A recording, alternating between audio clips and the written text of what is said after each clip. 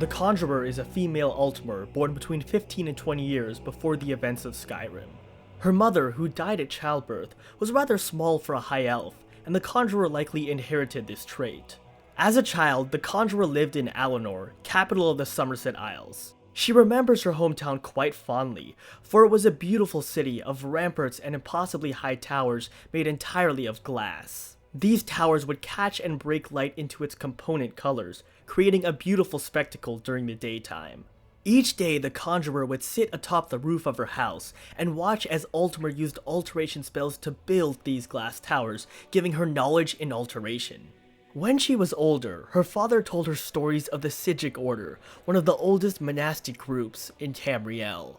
The Psijics valued and possessed immense knowledge, inspiring the Conjurer to visit many libraries of the Somerset Isles, where she developed a love for reading. Because Daedra worship is prevalent in the Somerset Isles, the Conjurer was able to read much about the Daedra and techniques of conjuration. She took great interest in Jiggalog, the Daedric Prince of Order, and Sheogorath, the Daedric Prince of Madness. She read of Hermaeus Mora, the Daedric Prince of Knowledge and Memory, of his relation to a secret society in Morrowind known as the Morag Tong, and of his realm of Apocrypha. She visited Skywatch, a port city located in the eastern part of the Somerset Isles, and learned of slug-like creatures known as the Sload. She read about a horrifying Sload invasion of the Altmer homeland in year 1301 of the First Era, and of the conjuration and necromancy spells used by these creatures. She also educated herself in techniques of enchanting and alchemy. These experiences made her quite the proficient mage for a young Mer. At age 12, the Conjurer was forced to move to Skyrim, for her father was a Thalmor agent, and his help was needed in the province. Perhaps it was simply childlike naivety, but she saw her father as a peaceful man who simply wanted to change the injustice in Tamriel by using his position within the Thalmor. However, this was often ill-received by other members. Not long after they arrived in Skyrim, her father died of mysterious causes, and his death was blamed on the Stormcloaks. Driven to utter sadness and despair, she nursed a great hatred for the Nords and began working for the Thalmor. However, one day she befriended a Nord who taught her how to use a bow and to wield a sword, changing her perspective on the Nordic race. The two may have even had romantic feelings for one another. One day, she asked her Nord friend about conjured weapons, but the Nord answered that they had no knowledge of them, for Nords are only proficient in traditional weaponry. Soon, the Conjurer was relocated, and the two were forced to split up. Exactly who this Nord is and whether they reunite is up to the player. One day, while on a mission across the border of Skyrim, her superior executed a comrade of theirs using a conjured weapon for disobeying orders. The conjured weapon left a wound that was eerily similar to the one on her father's corpse, and that was when it hit her. The Nords were not responsible for her father's fate. It was the Thalmor who had killed him. In a fit of blind rage, she murdered her entire squad and fled, only to later get caught in an Imperial ambush. The Conjurer was then captured and taken to Helgen, marking the start of the events of Skyrim. Due to her close attachment to her father and the trauma behind discovering the truth about his death, the Conjurer has developed a psychological complex that causes her to kill enemies using conjuration, so as to inflict the same suffering her father went through upon others. Her personality is kind and caring towards friends, but utterly ruthless towards enemies, especially the Thalmor, due to their role in her father's death. Don't let her timid appearance fool you, for she has suffered a great deal, and enjoys seeing her enemies suffer in the same way.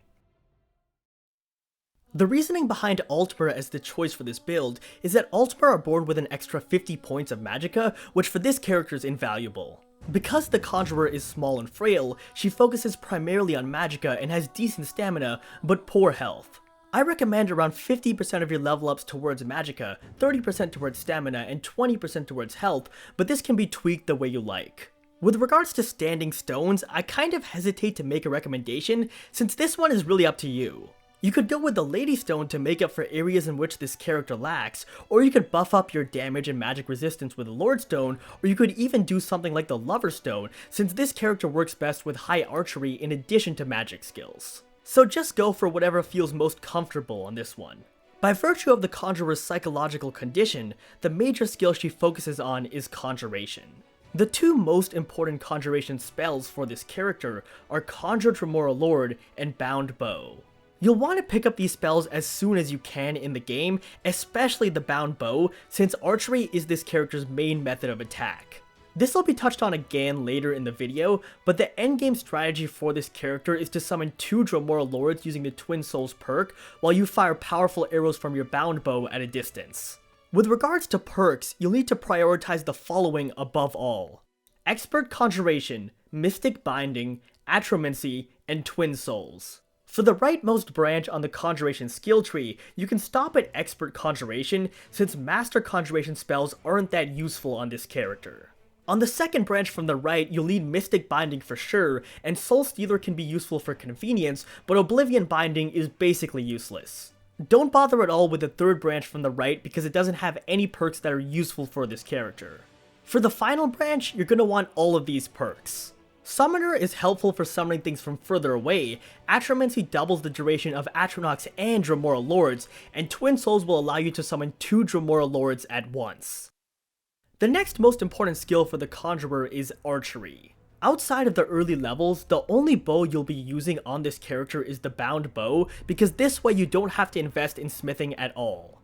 The most important thing for this character is raw damage output, since this isn't really a precision archery build, so prioritize overdraw over everything else.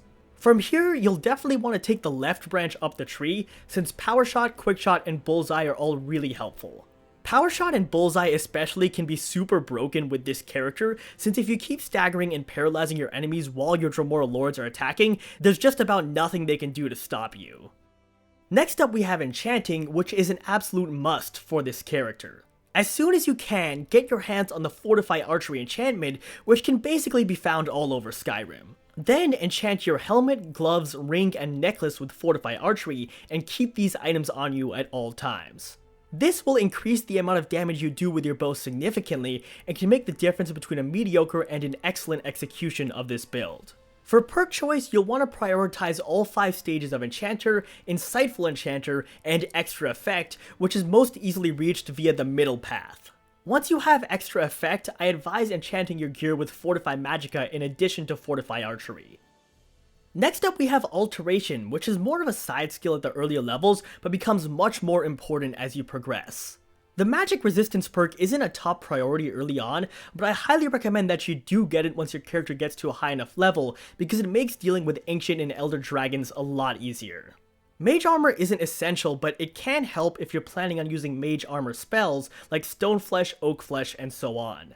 The main point of Alteration isn't this though, it's Paralysis Spells. If you paralyze your enemy, then between your Dremora Lords and damage from your bow, it's game over. There are 2 paralysis spells that you want to get your hands on, an expert level spell called Paralyze, and a master level spell called Mass Paralysis. Be a little bit careful with using Mass Paralysis, since it actually paralyzes everybody around you, including your allies, so it's recommended that you get the spell off first, and then start summoning things. This spell works best in conjunction with the Become Ethereal Shout, since it does have a pretty long charge up time, but if you use Become Ethereal first, and then cast the spell, your opponents can't hurt you while you're charging up, and you're pretty much guaranteed to get it off. Finally, the backstory behind this character leaves room for her to have a high one-handed skill and use a bound sword. This is not recommended because your character is pretty frail, but it could work if used alongside Mage Armor spells. Outside of the core skills that I've touched upon, which skills and perks you invest in are completely up to you, and they should be tweaked for your own personal playstyle. So for instance, how much you put into speech, or lockpick, or sneak, that's totally up to you. However, I will say that the general level up strategy for this character is to prioritize Conjuration and Archery first, Enchanting second, Alteration third, and everything else after that, so if you're going to pursue other skills, keep this in mind. Now let's talk about how to use this character. The whole idea behind this build is to distract enemies with powerful summons and immobilize them with mass paralysis so that you can quickly dispatch them with the bound bow. It also helps a lot to have a companion and Shadowmere, because Shadowmere has a ridiculous amount of health and is basically the ultimate distraction. The first thing you should do when encountering an enemy is cast a paralysis spell if the situation calls for it, and then go straight to summoning your Atronach or Dremora Lord. Then keep your distance from the enemy and kill them with the bound bow. If you have Twin Souls, a companion, and Shadowmere, that's 4 strong distractions that will keep your enemy occupied while you kill them. It pretty much gives you your own personal army, which is why this build is quite good and also really fun to use. But perhaps there are some flaws that I'm looking past here, and if that's the case, then be sure to let me know your thoughts in the comments below. Otherwise, thanks again for watching, and I'll see you in my next video.